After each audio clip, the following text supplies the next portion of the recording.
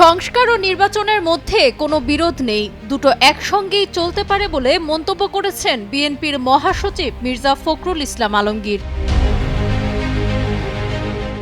রবিবার রাজধানীর শেরেবাংলা নগরের শহীদ প্রেসিডেন্ট জিয়াউর রহমানের ৮৯তম জন্মবার্ষিকী উপলক্ষে তার সমাধিতে দলীয় নেতাকর্মীদের নিয়ে শ্রদ্ধা নিবেদন শেষে তিনি এই মন্তব্য করেন।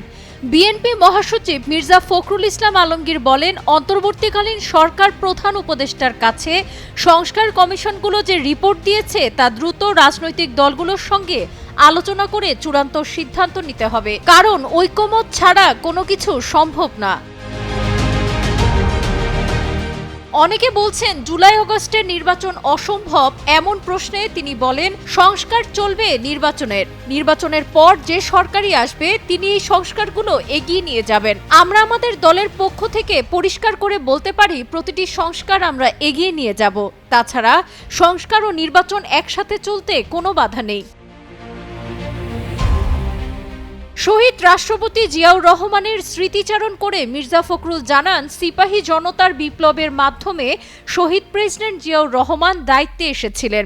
তখন তিনি আধুনিক সমৃদ্ধ বাংলাদেশ নির্মাণের জন্য খুব অল্প সময়ে সমস্ত ক্ষেত্রে সংস্কার করে কাজ শুরু করেছেন। তিনি প্রথম সংস্কারের মাধ্যমে বাংলাদেশে একদলীয় শাসন থেকে বহুদলীয় শাসনের ব্যবস্থা করেছেন। জিয়াউর রহমান রাষ্ট্র পরিচালনার দায়িত্ব নেয়ার পর বদ্ধ অর্থনীতিকে মুক্ত বাজার অর্থনীতি করার পরিকল্পনা করেছেন। তার হাত ধরে কৃষি ও শিল্পে বিপ্লব ঘটেছে। জিয়াউর রহমানের হাত ধরে জাতীয়তাবাদী দলের সৃষ্টি হয়েছে উল্লেখ করে তিনি বলেন, এই মহান নেতার হাত ধরে বাংলাদেশ জাতীয়তাবাদী দল সৃষ্টি হয়েছে। সেই দল সমস্ত বাধা বিপত্তি অতিক্রম করে আজ বাংলাদেশের সর্ববৃহৎ দল হিসেবে প্রতিষ্ঠিত হয়েছে।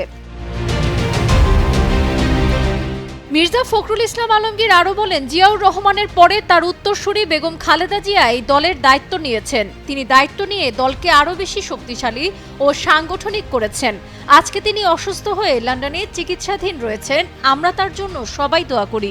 আজকে তারই আরেক যোগ্য উত্তরসূরি, ওনার সন্তান ভারপ্রাপ্ত চেয়ারম্যান তারেক রহমান দলের দায়িত্ব নিয়েছেন, যিনি হাসিনা ফ্যাসিবাদ মুক্ত বাংলাদেশের নতুন নেতৃত্ব দিচ্ছেন। সাবরিনা কাজী, কালের কণ্ঠ।